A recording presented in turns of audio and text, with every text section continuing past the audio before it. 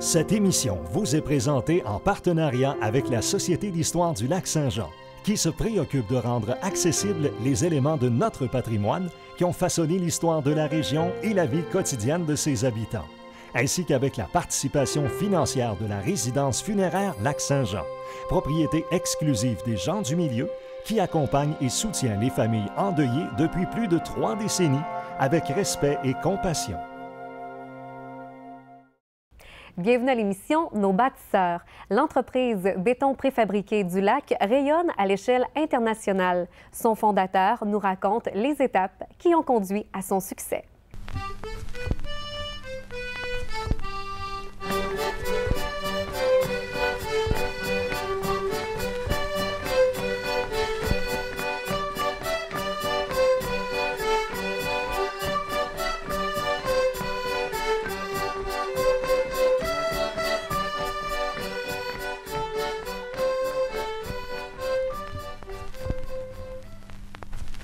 Monsieur Bouchard, merci beaucoup d'avoir accepté l'invitation pour l'émission Nos bâtisseurs. Vous êtes né en 1937 à Saint-Nazaire. Vous êtes membre d'une famille de 14 enfants. Et lorsque votre père est tombé malade, vous avez dû laisser l'école pour aller travailler dans les bois, en forêt. Parlez-nous un petit peu de cette période-là. Bien, pour moi, c'était une belle période parce que j'étais adolescent, j'étais jeune. Évidemment, j'ai trouvé ça difficile d'arrêter l'école pour aller travailler dans les chantiers. Mais on n'avait pas bien le choix. C'était ça, parce qu'il fallait gagner de l'argent pour la famille. Mon père était malade et j'étais le deuxième des garçons. L'autre était plus vieux, il commençait sa famille. Et il fallait accepter ce rôle-là que j'ai beaucoup apprécié.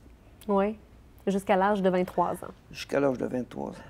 Dans les années 60, entre autres, votre épouse vous a demandé de vous rapprocher un petit peu du foyer, de délaisser les chantiers. Qu'est-ce que vous avez fait par la suite? Bien, c'est-à-dire qu'on s'est mariés quand même à ce moment-là assez vieux. J'avais 23 ans. Et avant de se marier, bon, on a défini un peu notre plan de vie. Et elle trouvait ça difficile que je sois toujours parti à l'extérieur des semaines, des mois, puis je venais pas souvent. D'ailleurs, quand je sortais avec, je la voyais une fois par semaine. C'était pas comme aujourd'hui. Il n'y avait pas beaucoup de rendez-vous? Non, il n'y avait pas beaucoup de rendez-vous.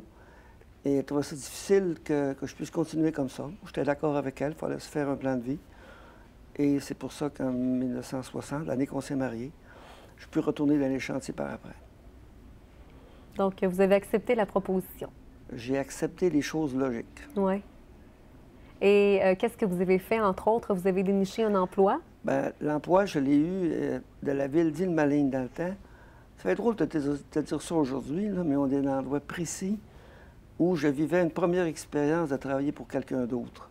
Et ça, c'est pas une expérience que vous avez appréciée nécessairement? Oui, je l'ai beaucoup appréciée. Mais connaissant mon caractère, et après 6 mois, le gérant de la ville m'a fait venir et il a dit « André, reste pas ici. » Est-ce que vous trouviez à cette époque-là qu'il avait raison? Oui, il avait raison. Je sentais qu'il avait raison en plus.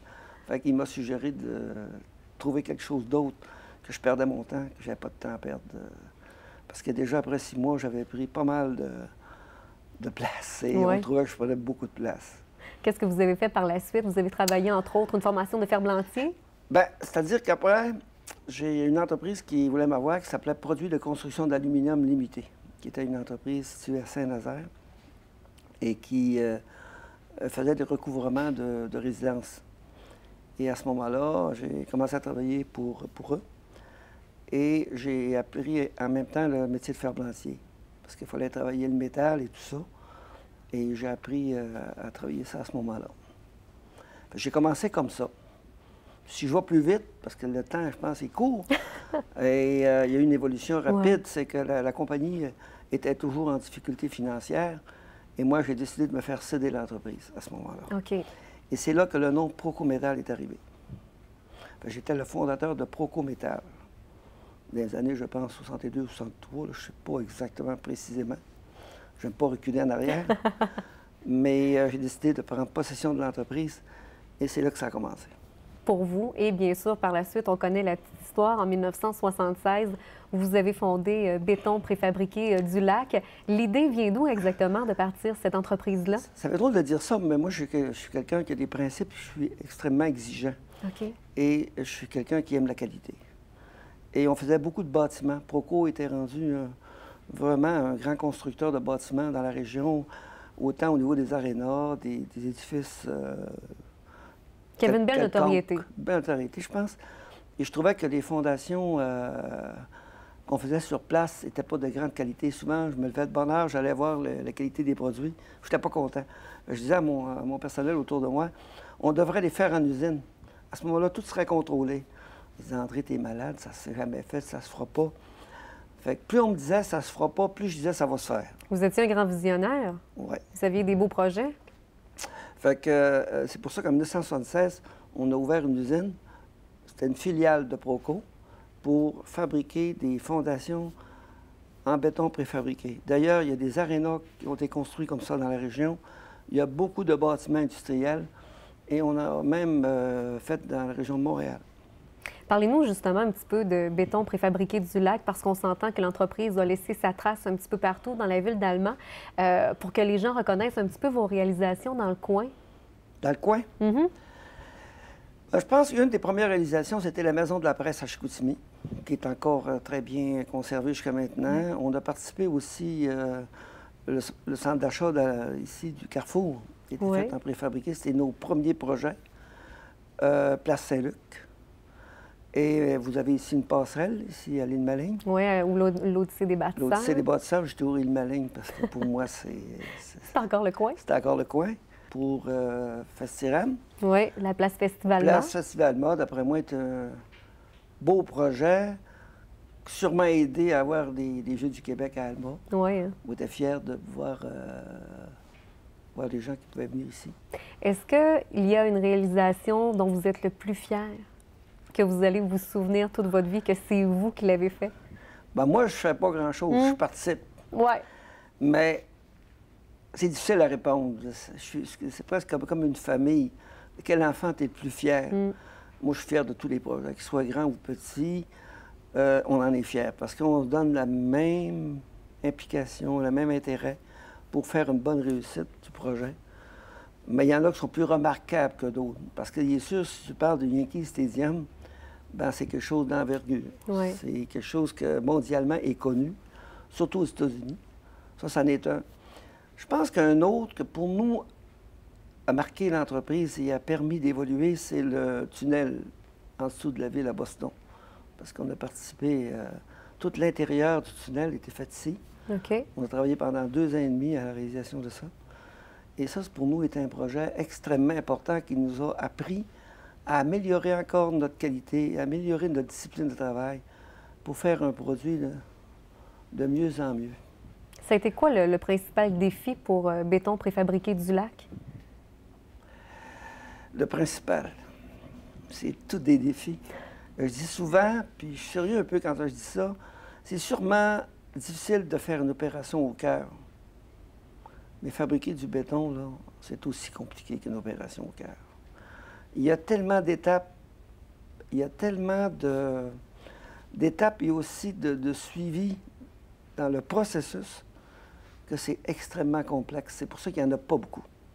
Vous avez parlé tout à l'heure, entre autres, que l'entreprise était une grande famille. Entre autres, vous avez de la relève parce que vos enfants également participent à la réussite de cette entreprise-là? Exactement. Depuis 1976, d'abord, j'ai un frère avec moi, parce que ça fait drôle de dire ça, quand on a commencé la filiale de béton, mon petit frère finissait l'école et je suis allé dîner chez ma mère.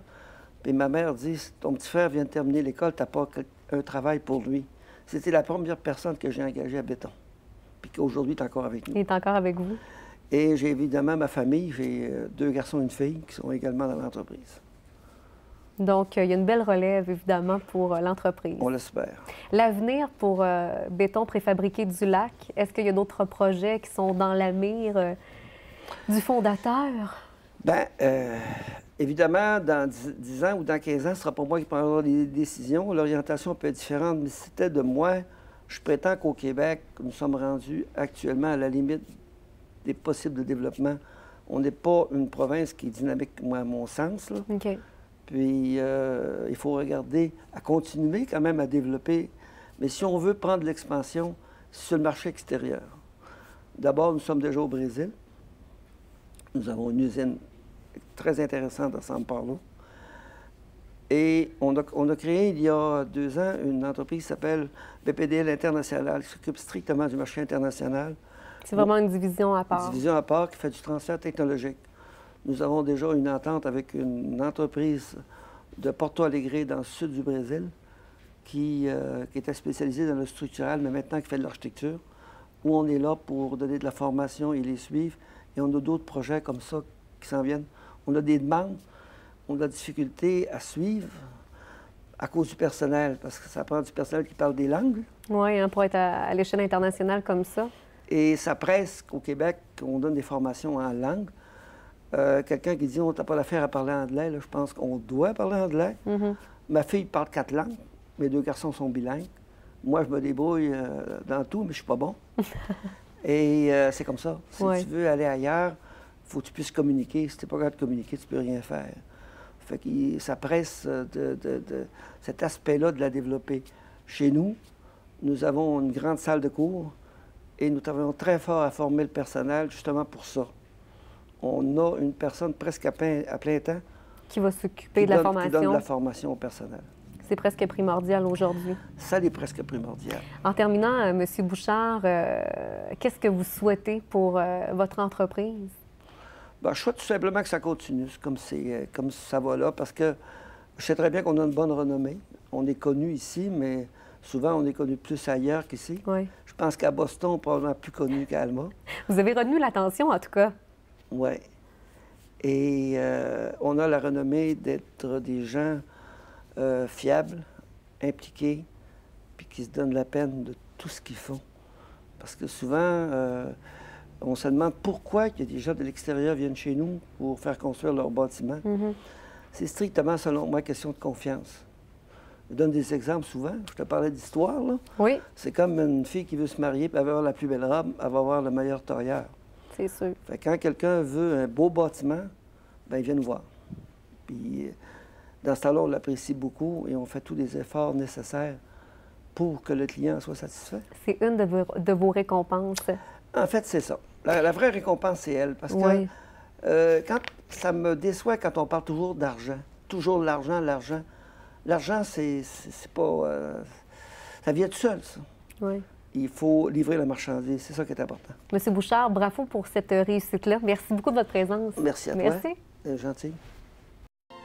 Télécogeco remercie la Société d'histoire du Lac-Saint-Jean qui a assuré la recherche de la série Nos bâtisseurs. De même que la résidence funéraire Lac-Saint-Jean pour sa contribution financière.